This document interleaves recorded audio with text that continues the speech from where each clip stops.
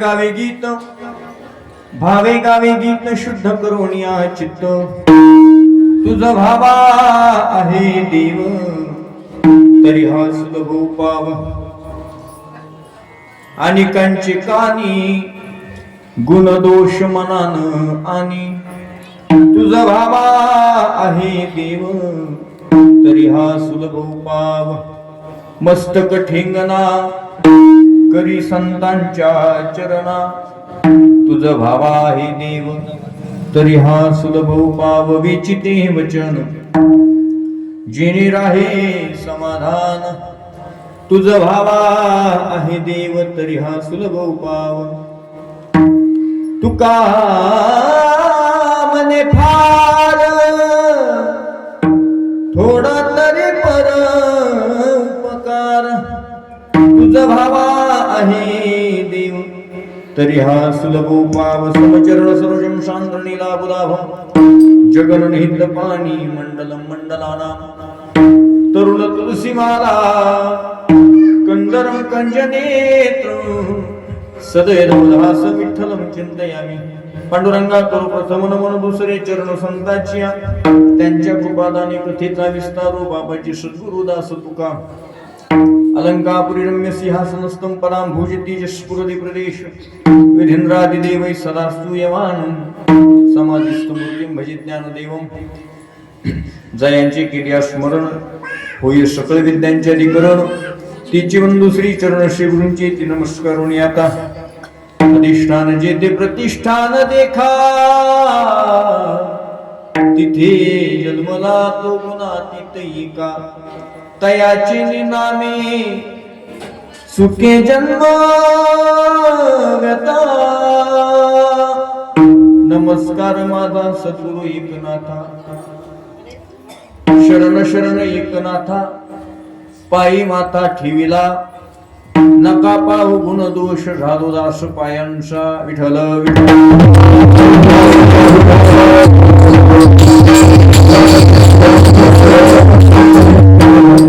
भावे गावे गीत शुद्ध करोनिया चित्त तुझ भावा आहे देव तरी हा सुलभ उपाव विश्ववंदे बोली महाविष्णू भगवान श्री गणपती आहे जगद्गुरु तुकाराम महाराज शांती ब्रह्मैकनाथ महाराज आणि उपस्थित देवरूप मायबाप श्रोत्यांच्या चरणारविंदी अभिवादन करून आजच्या या कीर्तन सेवेला सुरुवात करतो।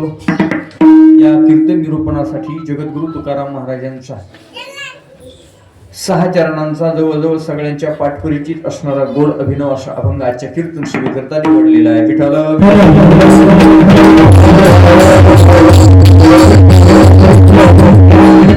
आजच्या अभंगाद्वारे जगद्गुरु तुकाराम महाराज तुमच्या आमच्या जीवनामध्ये देव प्राप्तीची आणि ईश्वर प्राप्तीची अत्यंत सोपी आणि सुलभ अशी 5 साधनं सांगतात।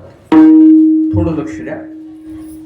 जगद्गुरु तुकाराम महाराज म्हणतात, बाबांनो तुमच्या जीवनामध्ये जर देव मिळवण्याची इच्छा होत असेल, देव भेटावा अशी जर तुमची अपेक्षा असेल, देव प्राप्त व्हावा ही जर तुमची अपेक्षा असेल, तर आजच्या अभंगाद्वारे तुकाराम महाराजांनी देव मिळवण्याची अत्यंत सोपी आणि सुलभ अशी 5 साधनं सांगितली।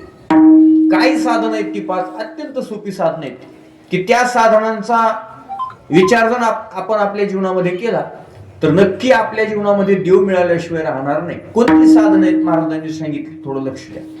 महाराज म्हणतात, बाबांनो देव मिळवायचा आहे, मग एक काम करा, भावे गावे गीत चित्त शुद्ध करून अंतःकरणापासून भावनेनं भगवंताचं गीत गा, म्हणजे भजन करा, देव भेटल्याशिवाय राहणार नाही। पहिला उपाय झाला। महाराज दुसरा काय उपाय? दुसरा उपाय सांगितला, दुसऱ्यांच्या गुण दोषाचं चिंतन कानावरही येऊ देऊ नका आणि मनातही येऊ देऊ नका, देव भेटल्याशिवाय राहणार नाही। महाराज आणखी उपाय, आपलं मस्तक साधूच्या पायावर ठेवणं करा, साधू भेटले की त्यांचं दर्शन घ्या, देव भेटल्याशिवाय राहणार नाही। आणखी काही आहे का म्हटले, असं बोलत आपण बोललो की कुणाचं अंतःकरण दुखवल्या जाणार नाही याची काळजी घ्या। असं टोचून बोलू नका, जरा असं मोकळ्या मनाने बोला, पण चांगलं बोला, आणि चांगलं बोललं तरी देव भेटतो। म्हटले महाराज हे जरा जड होते, मग सोपं सांगा। आणि मग महाराजांनी शेवटचा उपाय सांगितला, सगळ्यात सोपा काय? तुका म्हणे फार थोडा तरी परोपकार तुझ भावा हे देव तरी हा सुलभ उपाव आपले मानवी जीवन जगत असताना नाही जास्त करता आला तरी चालेल, पण तुमच्या जीवनामध्ये थोडा का होईना परोपकार तुम्ही केला पाहिजे. थोडासा जरी परोपकार केला तरी तुम्हाला देव भेटल्याशिवाय राहणार नाही. अशी 5 साधनं तुकाराम महाराजांनी देवप्राप्तीची, ईश्वर प्राप्तीची आज आपल्या समोर मांडलेली, आणि त्याचा विचार आपल्याला पत्रिकेवर ठरवून दिलेल्या वेळेत पूर्ण करायचा आहे. विठ्ठल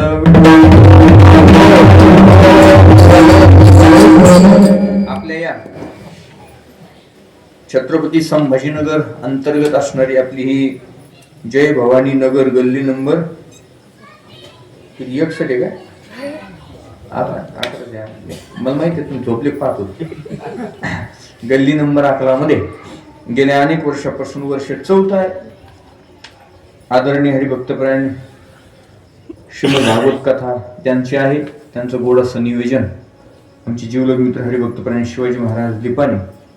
या कार्यक्रमाचे आयोजक इथं लिहिलेले आहे श्री विठ्ठल मुंजाजी समिंद्रे, सौ सारिका विठ्ठल समिंद्रे, तसेच खाली श्री संतोष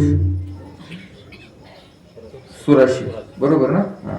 असं एकंदरीत या परिवारानं या कार्यक्रमाचं आयोजन केलेलं आहे. या कार्यक्रमासाठी उपस्थित असणारे हरिभक्तपरायण हरिभाऊ महाराज टिळक, तुम्हीच का? कुठे गेले? बर. गायनाचार्य हरिभक्तपरायण आमचे मित्र दीपक महाराज राजगुरू आहेत. सिंथवादक तसाच पखवाद वाजवण्यासाठी जे आमचे जीवलग मित्र हरिभक्तपरायण रामेश्वर महाराज भालेकर आहेत. मृदुंगाचार्य ओमकार महाराज जाधव, कुठे गेले?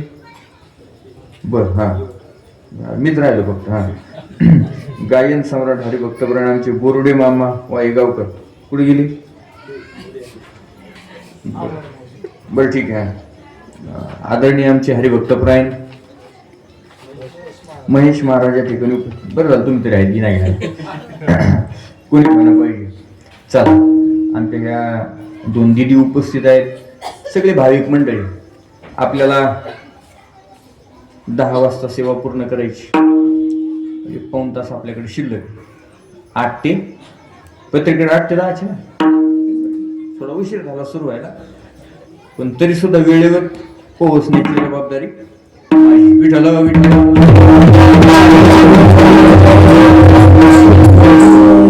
तुकाराम महाराजांचा अभंग आहे, अभंग 6 चरणांचा.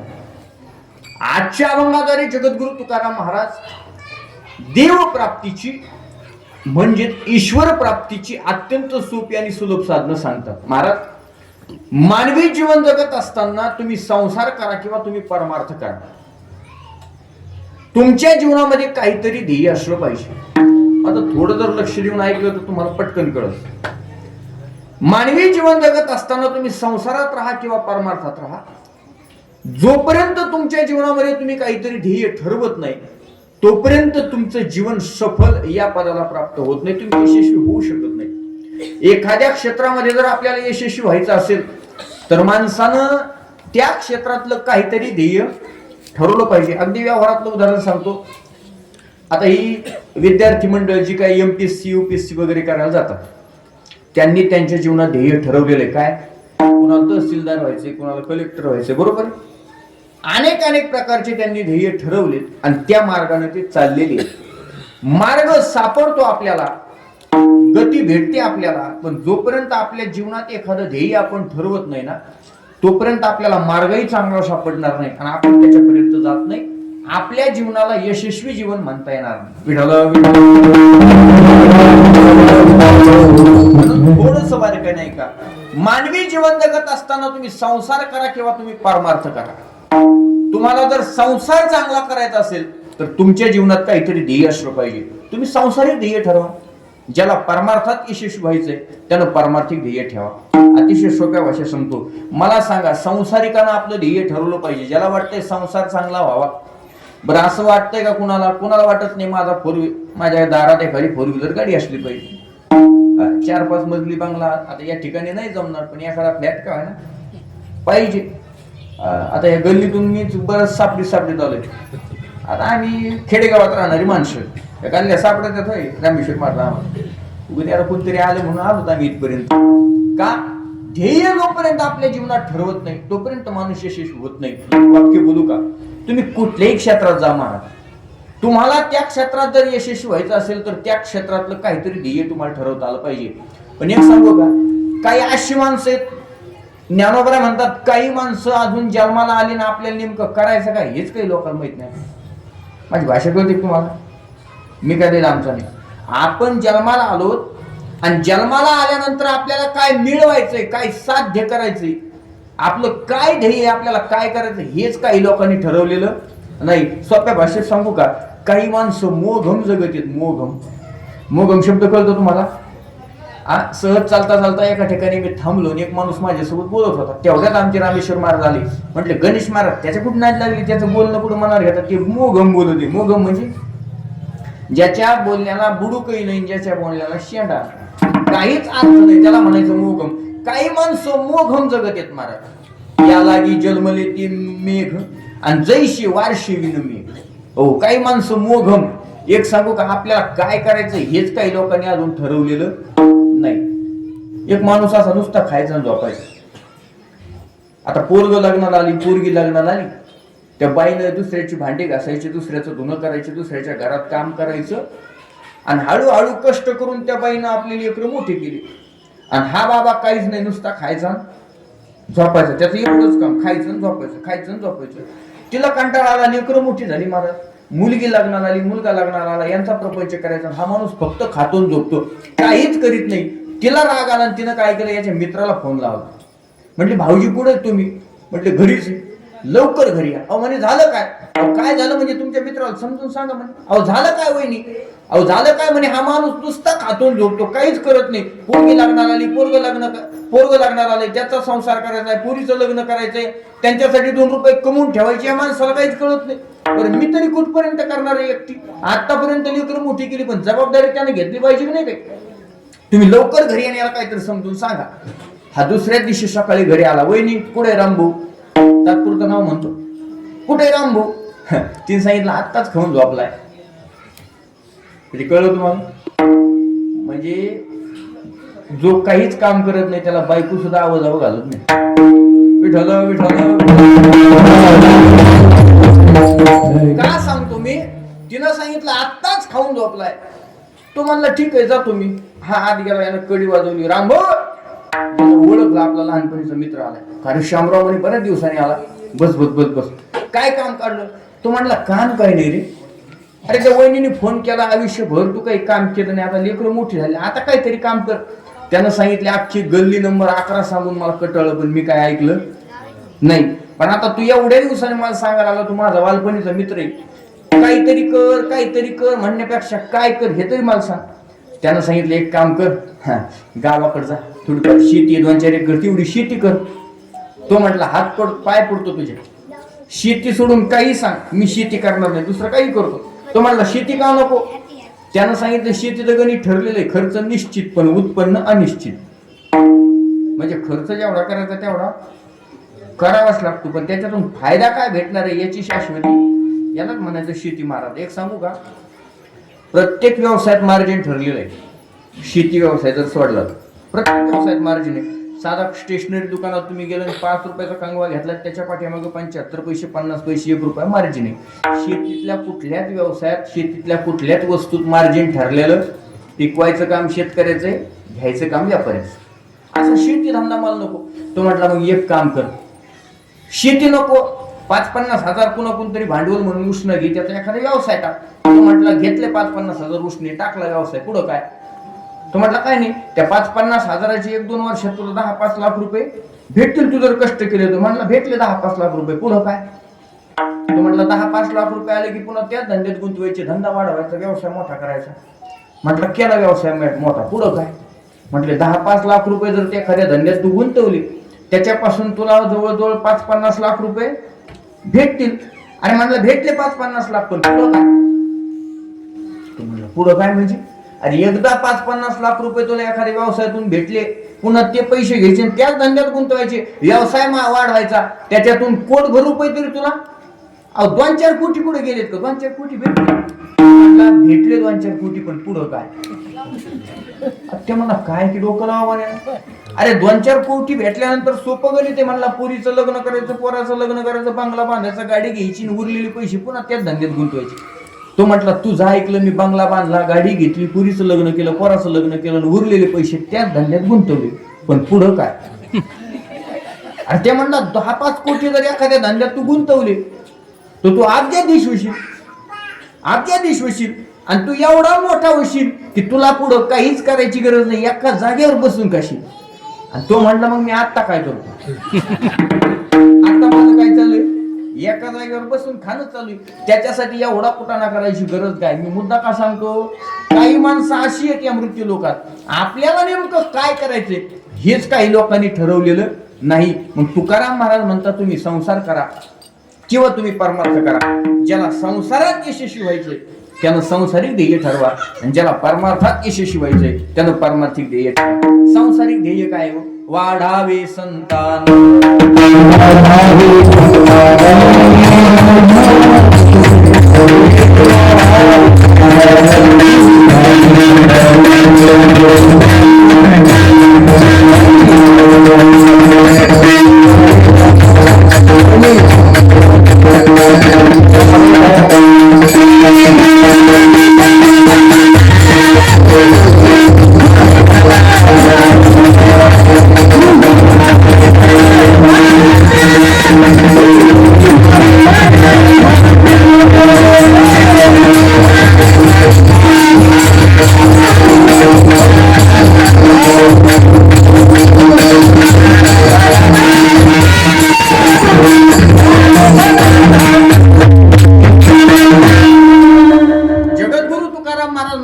संसारात यशस्वी व्हायचंय त्यानं सांसारिक ध्येय ठरवा.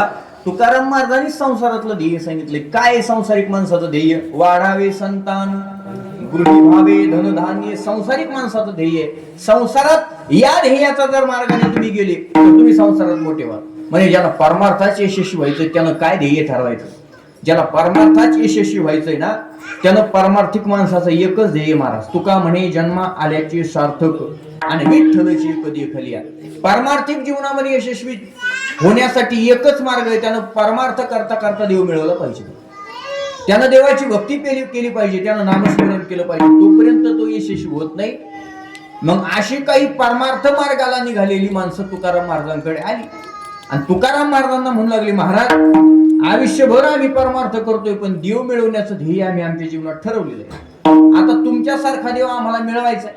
जसा देव तुमच्या सोबत बोलतो तसा देव आमच्या सोबतही बोलला पाहिजे.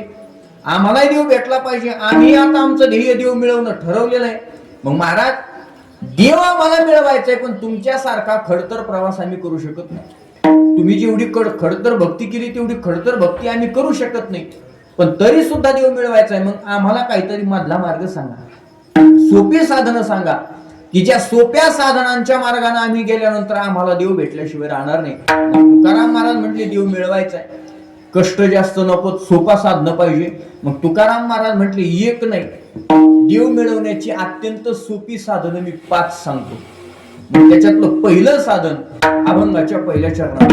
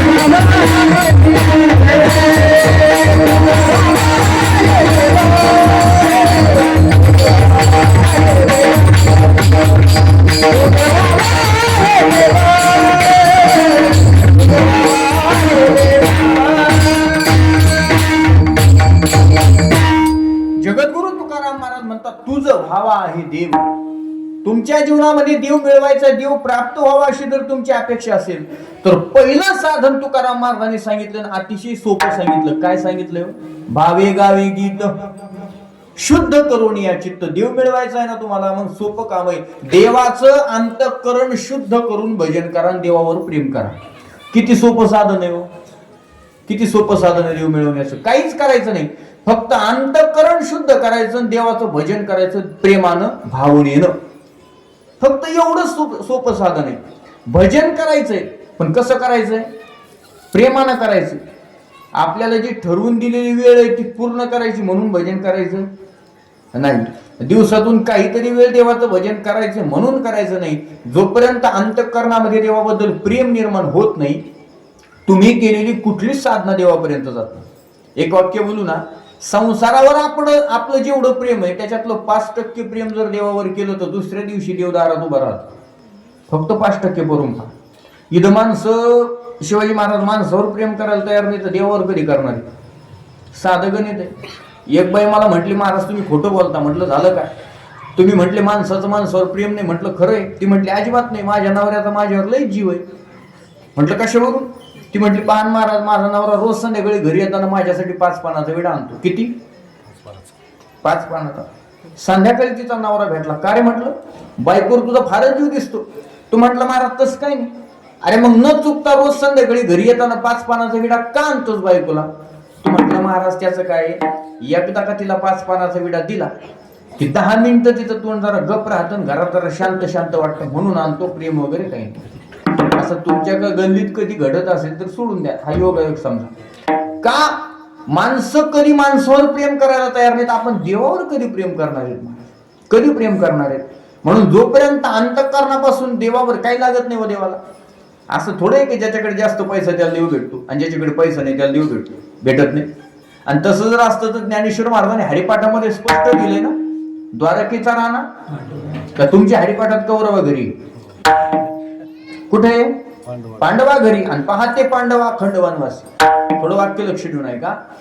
पांडव रात्रंदिवस वनवासात होते, गरीब होते, झोपडीत राहत होते. पण जेव्हा जेव्हा भगवान श्रीकृष्ण पांडवांना भेटायला गेले, पोटभर जेवण करून मुक्काम केल्याशिवाय घरी आले नाही. आणि जेव्हा जेव्हा दुर्योधनाच्या महालात भगवान श्रीकृष्ण गेले, त्याच्या महालातलं पाणी सुद्धा देवानं पिलं नाही. का?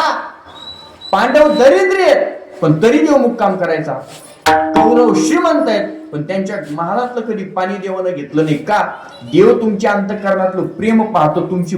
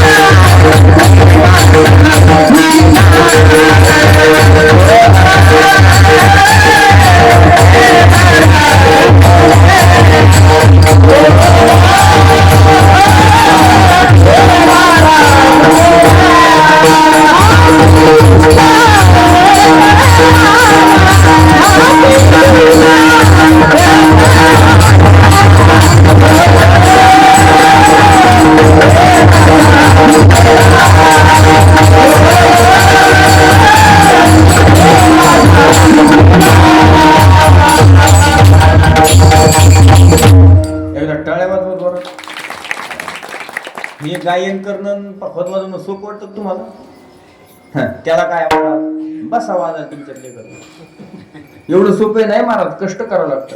कुठलीही कला सहजासहजी प्राप्त होत नाही. पखवाज वाजवण्यासाठी बोट फोडून घ्यावं लागतं आणि गायन करण्यासाठी घसा जाम करून घ्यावा लागतो. थंडीच्या दिवसात सुद्धा पखवाजाच्या घाम निघतो महाराज. कुठलीच कला सोपी नाही. आणि मग एवढे गोड आमचे महाराज गातात. किती गोड प्रमाण दिलंय बरं, किती गोड प्रमाण दिलं. आणि मग कौतुक केलं पाहिजे की नाही आपण? बसल्या बसल्या खाल्ल्या खाल्ल्या टाळे वाजायला काही अडचण आहे तुम्हाला? जोरात जिरू त्याने एकच चपाती काय होती डबल खाता येईल पण जरा मोकळ्या मनाने वाजा ना चालला का प्रमाण दिले टाळी वाजवता बरं त्यांना प्रोत्साहन भेटतं जरा बरोबर चला काय चाललं होतं आपलं कीर्तन तर मला माहित आहे मग मी काय दत्तो तांबी एक मुद्दा काय चालला होता विठ्ठल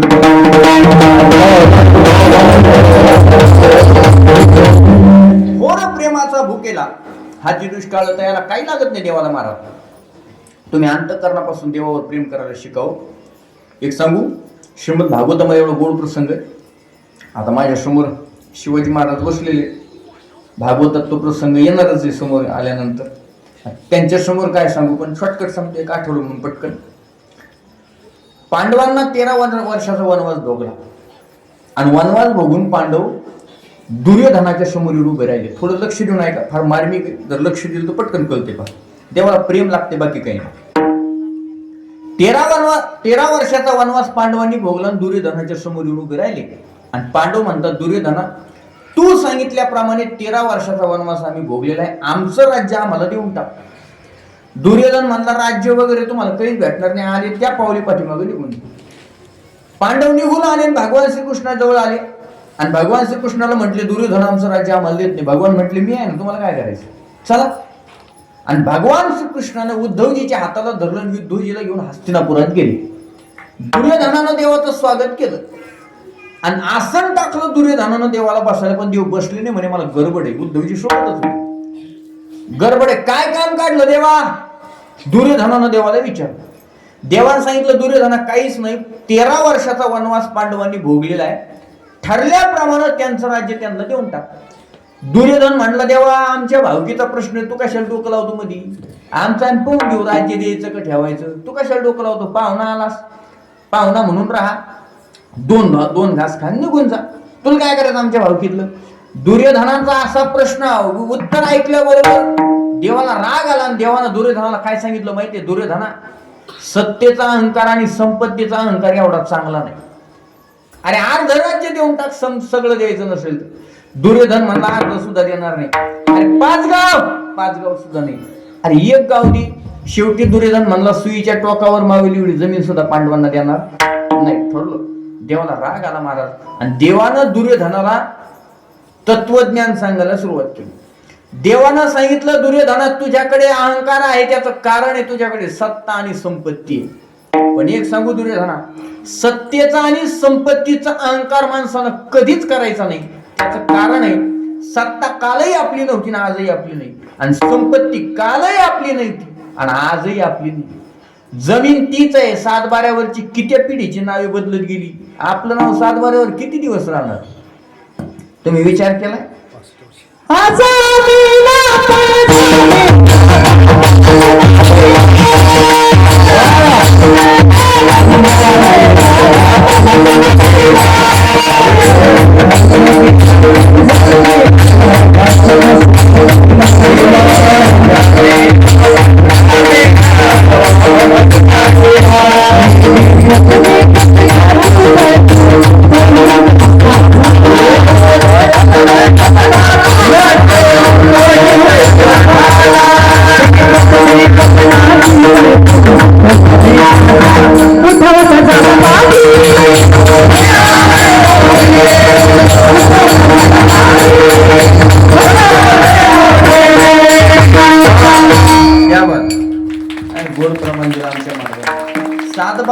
नाव बदलत गेली महाराज जमिनी जाग्यावरच आहे जमीन बदलली नाही मी पदरचं बोलत नाही तुकाराम महाराज म्हणतात आजा मेला पंजा मेला बाप मसना गेला देखत देखत ना तो म्हणतो तोही तैसा झाला देखत देखत ना तू पण तोही तैसा झाला उठ उठ जागा पाठी भय आली मोठी सावध व्हा दुर्योधनाला देवानं सांगायला सुरुवात केली कशाचा अहंकार आहे तुला सत्तेचा आणि मग उदाहरण सांगितलं दुर्योधनाला देवानं काय दुर्योधनाला सांगितलं देवानं ज्या सत्तेचा आणि संपत्तीचा अहंकार आहे तुला वाटतं का तुझ्याकडलं सत्ता मोठी संपत्ती जास्त आहे या मृत्यू लोकामध्ये एक असा राजा होऊन गेला, त्याचं नाव आहे राजा रावण. त्याची सत्ता सांगतो तुम्हाला, किती मोठी सत्ता होती. 9 ग्रहाच्या पायऱ्या केल्या होत्या राजा रावणानं फक्त सिंहासनावर बसायला. 33 कोटी देव त्यानं बांधून टाकले होते. कोटी हा प्रकारवाचक शब्द आहे, संख्यावाचक. म्हणजे 33 प्रकारचे देव राजानं बांधून ठेवले होते राजा रावणानं. गणपती बाप्पा गाढवं चारायला होते राजा रावणाच्या राज्यात, आणि खंडोबा येळकोट येळकोट जय मल्हार दाढी करायला होती. ही राजा रावणाची काय सत्ता आहे. आणि संपत्ती एका शब्दात सांगतो तुकाराम महाराज म्हणतात, शुद्ध कांचनाची. 7 कोटी घरं राजा रावणाची. पटणार नाही तुम्हाला पण सत्य आहे. 7 कोटी घरं राजा रावणाच्या राज्यामध्ये शुद्ध कांचनाची म्हणजे सोन्याची होती. एवढा तो श्रीमंत होता, एवढी त्याची सत्ता होती. मला सांगा, ज्याची 7 कोटी घरं सोन्याची, त्याचं बाथरूम का इटाचं असेल का? आपल्याला इटाचं बांधणं व्हाय ना, ती केमिकलची गट्टू आणून चिटकावं लागते. आणि तरी आपण म्हणतो मला काय समजलं, तू किती धोरणात अख्ख्या गल्लीला माहिती, जरा गप्प बस. तू एवढं डोकं काय काय आहे तुझ्याकडे? कशाचा अहंकार आहे महाराजा? माणसानं सत्तेचा आणि संपत्तीचा एका झटक्यात लाभ घालून बाजूला काढून देते महाराज. सत्ता येईन संपत्ती. संपत्ती यायला उशीर लागतो, जायला रात्र सुद्धा बदलू देत नाही महाराज. सत्ता यायला वेळ लागतो, जाण्यासाठी एक रात्र सुद्धा पलटू देत नाही. याला सत्ता आणि संपत्ती म्हणतात. ती कधीच कोणासोबत एकनिष्ठ नाहीये. संपत्ती फक्त त्याचीच दाशी, हो, ज्याचे नाम लक्ष्मी आईशी जयाची, त्याचीच दासी. ती आपल्याकडे आली म्हणजे काय कायमची आपली नाही. 4 दिवसाची पाहुणी आली, जपून वाहा जपून वागा, साडी चुळी करून वाट लावायची. अहंकार मानायचा नाही महाराज कधी. म्हणून एक गीत फार गोड आहे पहा. हरी मानवा तू विसरू नको तुझ्या सत्यनीतीला. अरे मानवा तू विसरू नको तुझ्या सत्यनीतीला. अरे गर्वाने तू फुगू नको आपुल्या या छातीला. आणि थोडं माग वळून बघ, तुझ्या परी भले भले मिळाले मातीला. तुझ्या परी भले भले मिळाले या मातीला, या मातीला. मानवा तू विसरू नको तुझ्या सत्यनीतीला. गर्वाने तू फुगू नको आपुल्या या छातीला. तुझ्या परी भले भले मिळाले या मातीला. तुझ्या परी भले भले मिळाले या मातीला. मोठमोठे गेले महाराज, तुमचं आमचं काय घेऊन बसले. देवानं दुर्योधनाला सांगायला सुरुवात केली, सत्तेचा संपत्तीचा अहंकार ठेवू नकोस. दुर्योधन म्हणला, देवा तू किती सांगितलं तरी यांचं राज्य देणार नाही. राग आला, उद्धवजीच्या हाताला धरलं आणि देव बाहेर निघाले. निघाल्याबरोबर दुर्योधनानं हात धरला देवाचा, सांगितलं, देवा माझं वागणं माझं बोलणं तुला पटत नाही, मला मान्य, पण तू माझ्या घरी पाहुणा म्हणून आणस. एक काम कर, तुझ्यासाठी पंचपक्वान्नाचा स्वयंपाक केलाय, 2 घास खाऊन जा. देवाला सांगितलं, इथून पुढे तुझ्या घरचं पाणी सुद्धा पिणार नाही, अजिबात पिणार नाही. आणि मग उद्धवजीने विचारलं, मग जेवायला कुठं जायचं? आणि मग देवानं सांगितलंय, उद्धवा आपल्याला याच्याकडे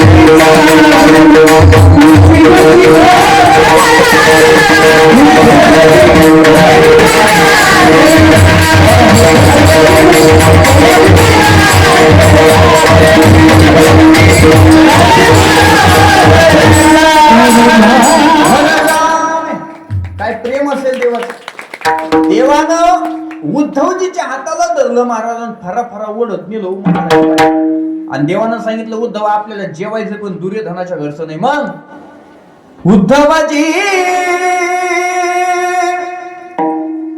चलो विदुरा घर जावे, शबरी के मेर सुदा के चावल, शबरी के मेर रुचि रुचि भोग लगावे. उद्धवजी चलो विदुरा घर जावे. कुठं गेले उद्धव काका? उद्धवजीला घेऊन भगवान श्रीकृष्ण कुठे गेले? विदुर काकाच्या घरी गेले. काय खाल्लं? विदुरा घरच्या भक्षुनी कन्या. एक वाक्य बोलू का? दुर्योधनाच्या घरातलं पंचपक्वान्नाचं जेवण एक घास देवानं खाल्ला नाही, पण विदुर काका झोपडीत राहणारे, जंगलात राहणारे, पण त्यांच्या घरातल्या कन्या खाल्ल्या, नवे नवे केळीची सालपट खाल्ली. का? देव तुमची श्रीमंती पाहत नाही, देव तुमच्या खिशातला पैसा पाहत नाही, देव तुमच्या अंतःकरणातलं प्रेम पाहतो. अंतरीची घेतो गोडी भावाची देव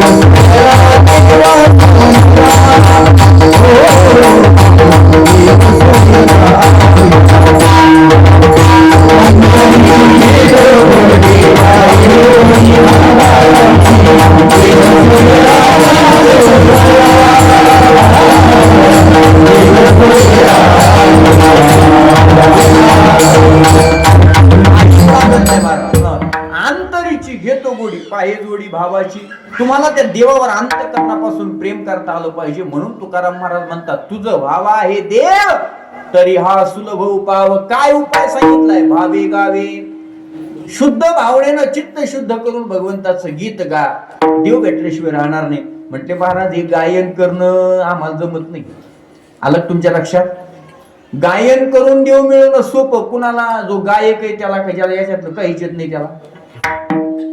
गायन करून देव मिळवणं सोपं आहे. कुणासाठी? गायक आहे त्याच्यासाठी का तुमच्यासाठी? बोला ना, कुणासाठी सोपं आहे? जो गायक आहे, ज्याला गायन येत नाही, त्यानं कसा देव मिळवायचा? मग दुसरा उपाय सांगा.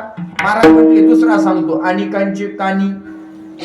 वेळ कमी आपल्याकडे सर घेतो आपलं, म्हणजे तुम्हाला टेन्शन नाही, मला ताण नाही. लांब तुम्हाला डोक्याला ताणच देत नाही मी. तुम्ही फक्त लक्ष देऊ नका. बरोबर वेळेस सोडतो मी. गाडी कधी निघाली तरी बरोबर स्टेशनला सोडतो मी. मला बोलवलं नाही शिवाजी महाराज इतक्या लांब. त्यांना माहिती धोरणातली माणसं लागत कधी कधी. म्हणजे बाकीचे गैरधोरणी असं नाही म्हणत बरं का. शिवाजी आपलं सगळं धोरणाने चाललंय. विठ्ठल म्हटले महाराज दुसरा उपाय सांगा. महाराज म्हटले एक काम करा. अनेकांची कानी आणि गुणदोष मनानं आणि दुसऱ्यांच्या गुणदोषाचं चिंतन कानावर येऊ द्यायचं नाही, मनात येऊ द्यायचं नाही. सोपं सांगू का? कोणाला चांगलं म्हणायचं नाही, कोणाला वाईट म्हणायचं नाही. हे तर जमतंय का? काय? आणि मला सांगा, जर एखाद्याला चांगलं म्हणता येत असलं तर वाईट तुम्ही कशाला म्हणता? तुकाराम महाराज म्हणतात, कासया गुणदोष पाहू आणि कांचन मज काय त्याची उणी असे.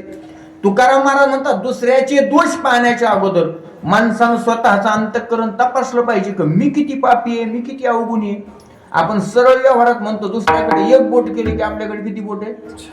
तुमच्याकडे 5 नाहीत ना? 4 भागून घ्या. 4 बोट आहेत. ही सरळ व्यवहारातली म्हण आहे. पण माणसाला एक घाण सवय महाराज. काय सवय? चांगलं माणसाला लवकर दिसत नाही, वाईट लवकर दिसतं. माणसातले चांगले गुण लवकर दिसत नाहीत, वाईट गुण पटकन दिसतात. एका मित्राने मला व्हॉट्सअपवर मेसेज पाठवला होता. वाईट पाहायची सवय फक्त माणसाला, दोष शोधायची सवय. गुण दिसत नाहीत, दोष दिसतात. मग एका मित्राने व्हॉट्सअपवर मला मेसेज पाठवला. आता तो हिंदीत आहे, पण आपण मराठीत सांगतो, कारण हमी हिंदी आती मग हेल्पटे खाती. म्हणजे एवढ्या मोकळ्या मनात हसू नका तुम्ही. एवढी कच्ची नाही. आता हिंदीतच सांगू तुम्ही. आता जशी असेल तशी सहन करून घ्या. आता हिंदीत सांगा, कारण हिंदी आपली काही एवढी कच्ची नाही. शिवाजी महाराज काय मेसेज आहे ऐका. माणसाला फक्त दोष दिसतात, गुण दिसत नाही. एक आदमी समंदर के पास गया और समंदर से कहने लगा, क्यों रे समंदर, तुझ में कितना पानी है लेकिन तू खारा न होता तो कितना अच्छा होता. वही आदमी कोयल के पास गया और कोयल से कहने लगा, क्यों रे कोयल, तू कितना मीठा गाती है लेकिन तू काली न होती तो कितना अच्छा होता. वही आदमी गुलाब के फूल के पास गया और गुलाब से कहने लगा, क्यों रे गुलाब, तू कितना सुंदर दिखता है लेकिन तुझ में अगर कांटे न होते तो कितना अच्छा होता. आता ऐका, समंदर, कोयल और गुलाब तीनों आदमी के पास आए और आदमी से कहने लगे, क्यों रे आदमी, दूसरों की कमियां देखने की आदत तुझ में अगर न होती तो कितना अच्छा होता. का बोलतो मी? दुसऱ्याचे दोष पाहायची सवय माणसाला आहे. चांगलं नाही दिसणार, दोष अगोदर दिसणार. एक सांगू का, तुम्ही पांढरे कपडे घाला, शिवाजी महाराज स्वच्छ पांढरे कपडे घाला, ते कपडे किती पांढरे आहेत लोकांना त्याचं काही घेणदेण नाही, त्याच्यात डाग पुढे हे लोक पाहत असतात. ते म्हणणार नाही काय पांढरे कपडे, नाही नाही महाराज तिथं जरा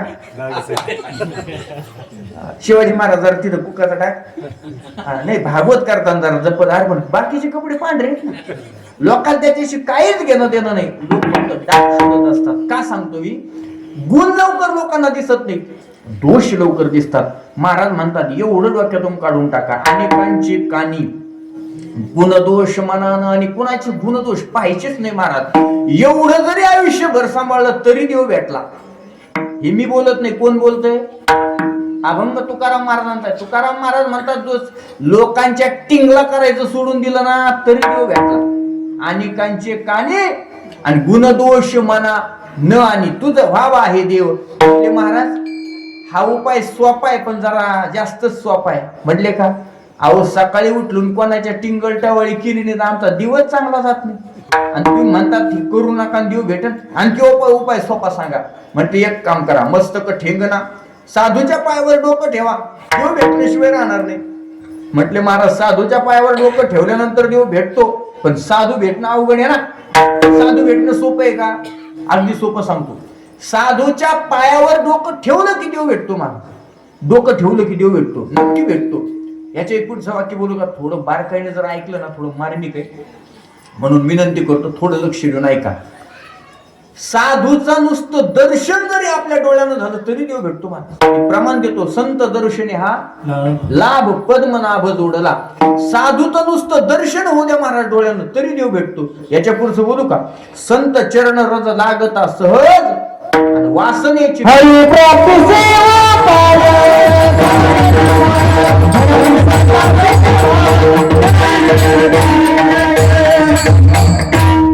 प्राप्तीशी उपाय धरावे संतांचे ते पाय.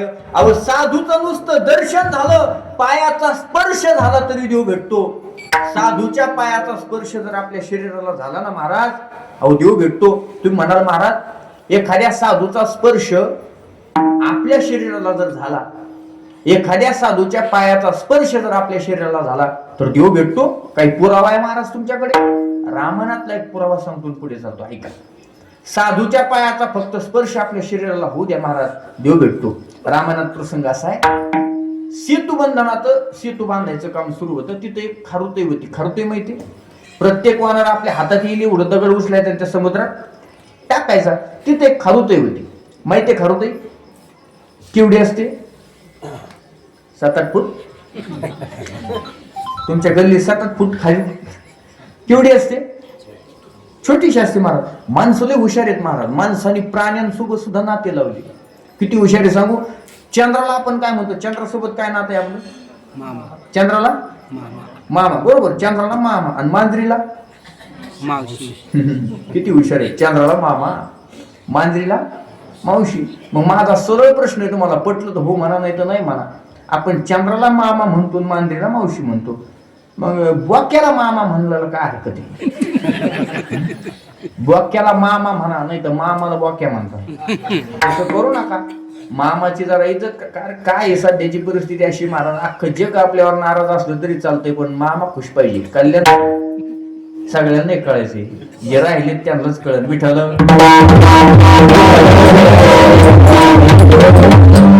मुद्दा महत्वाचा माझा आहे. ती खारुताई काय करायची? आपल्या ओंजळीत बसेल एवढी वाळू म्हणा माती घ्यायची आणि समुद्रात टाकायची. लक्ष द्या बरं का माझ्याकडे, थोडं लक्ष द्या. रामप्रभू एका दगडाच्या शिळीवर बसलेले होते आणि रामप्रभूंनी दुरून पाहिलं, अरे किती छोटा जीव आहे, किती लहान जीव आहे, पण काय याचं माझ्यावर प्रेम आहे, काय भावना आहे, म्हणून कौतुक केलं. कुणी? रामप्रभूंनी. कुणाचं? खारुताईचं. आणि रामप्रभूची नजर थोडीशी इकडं तिकडं झाली महाराजांनी. खारुताई चिरकन रडली. का रडली? म्हणून दगडावर बसलेले रामप्रभू ताटकन उठले, धावत गेले आणि समोर जाऊन पाहिलं तर खारुताई बेशुद्ध पडलेली होती. त्या खारुताईला रामप्रभूंनी तळ हातावरती घेतलं, उचललं, तळ हातावरती ठेवलं. तिच्या चेहऱ्यावर पाणी शिंपडलं. ती कशी तरी जागी झाली. तिला पाणी पाजलं, पाठीवरून हात फिरवला आणि रामप्रभूंनी विचारलं, खारुताई काय झालं? खारुताईने हात जोडले, सांगितले, रामा मी तुझंच काम करत होते रे, पण माझ्या शिफ्टीवर कोणतरी पाय दिला. रामप्रभू म्हटले, तू फक्त नाव सांग, मुंडक कापल्याशिवाय राहणार नाही, फक्त नाव सांग, तू फक्त नाव सांग. खारुताई म्हटले, हनुमंत. रामप्रभू म्हटले हा तर कार्यकर्ताच निघाला. मग कार्यकर्त्यासाठी वेगळं नाही आणि जनतेसाठी वेगळं नाही, ते काय राजकारण ते रामराज्य होतं. रामप्रभू म्हटले खरं ते ऐक, हनुमंतानं शेपटीवर पाय देऊ दे, लक्ष्मणानं शेपटीवर पाय देऊ दे, किंवा चुकून माझा जरी पाय तुझ्या शेपटीवर पडला असेल तरी तू म्हणशील ती शिक्षा करायला तयार आहे, फक्त सांग हनुमंताला काय शिक्षा करू. खारुतेने हात जोडले सांगितले रामा हनुमंताला शिक्षा करू नका, मग त्याचा सत्कार करा. रामप्रभू म्हणते खारुते तू भानावर आहेस का? शेपटीच्या ऐवजी जर पोटावर पाय पडला असता तर तू सत्कार करायला राहिली असते, पण तरी सुद्धा सत्कार करायचा का? खारुताईनं दिलेलं उत्तर फार गोड आहे, फक्त हृदयाची डोळे जागे करून आहे का. खारुताईनं हात जोडले सांगितलं रामा हनुमंतानं माझ्या शेपटीवर पाय दिलाय, चुकून तो पाय शेपटीच्या ऐवजी जर पोटावर पडला असता तर आज मी जिवंत राहिले नसते, पण तरी सुद्धा हनुमंताला शिक्षा न करता त्याचा सत्कार करा. त्याचं कारण आहे प्रभू हनुमंतानं शेपटीवर पाय दिलाय ना, म्हणून तुम्ही मला उचलून घेतलं. ही ताकद हनुमंताच्या पायाची, ताकद हनुमंताच्या पायाची.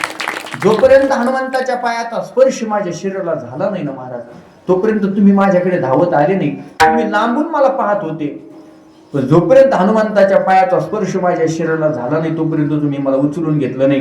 म्हणून जाता जाता एकच वाक्य सांगतो, तुमच्या घरात देव काम करत असू द्या, देव तुमचं सगळं असू द्या महाराज, देव तुमच्या जवळ असू द्या, पण जोपर्यंत साधूच्या जीवनाचा स्पर्श तुमच्या जीवनाला होत नाही तोपर्यंत तुम्हाला देव भेटूनही समजणार नाही. काळ्या दगडावरची रेघ आहे. साधू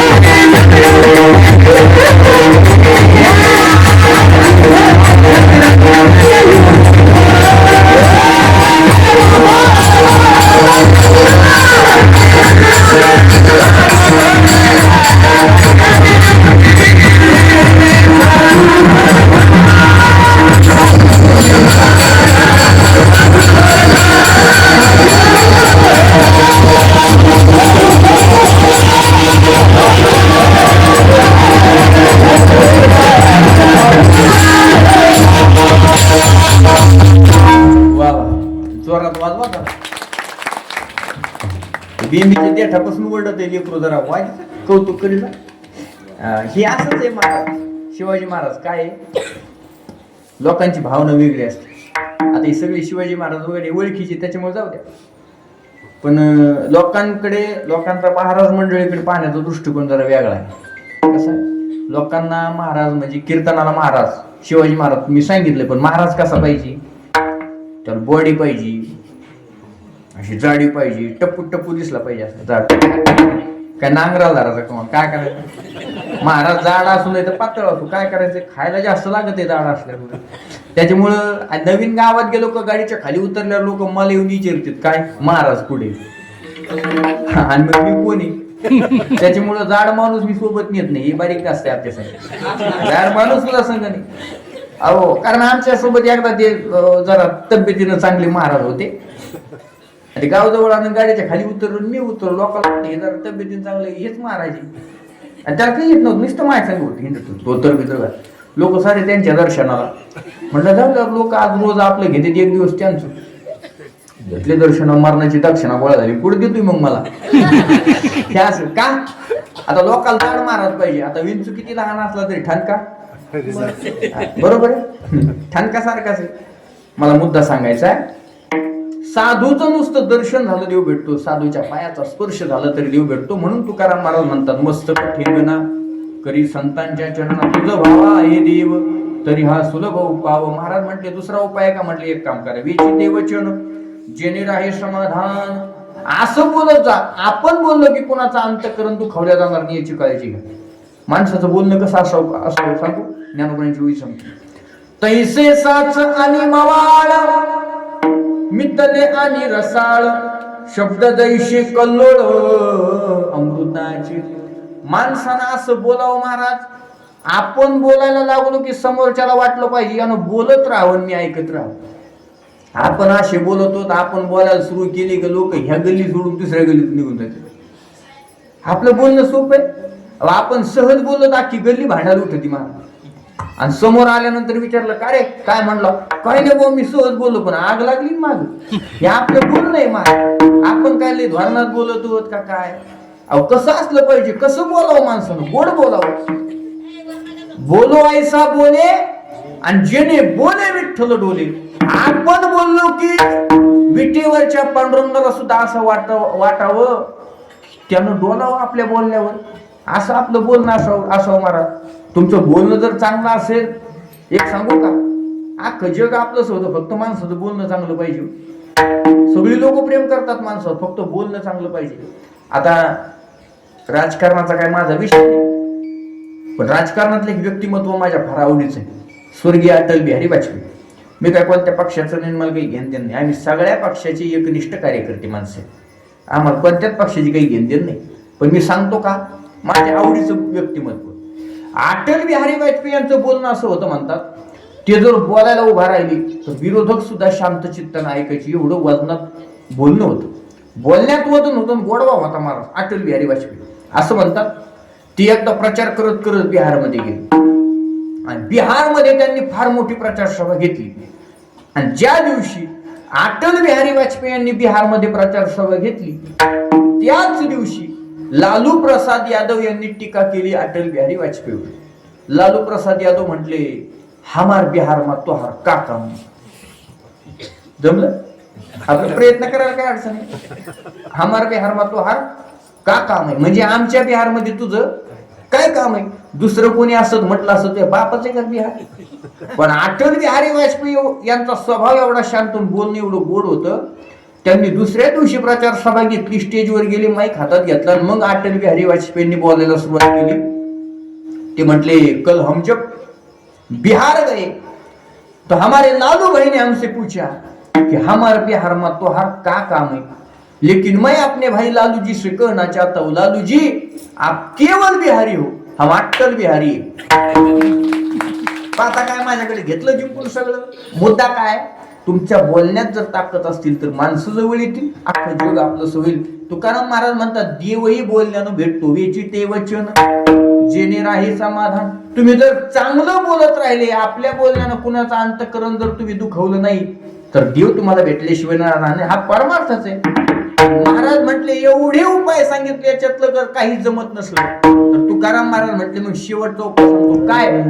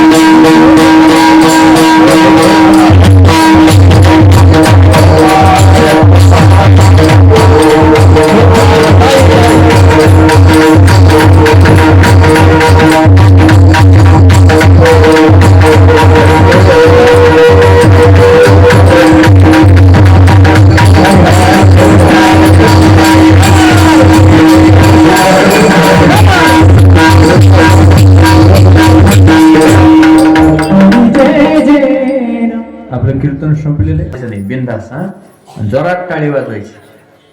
आताच नाही, भजन सुरू झाले. हात वर करा सगळ्यांनी, लाजू नका. आजी हा जेवढं जवळ दम धरण तवर हा सगळ्यांनी केले हात. हॅलो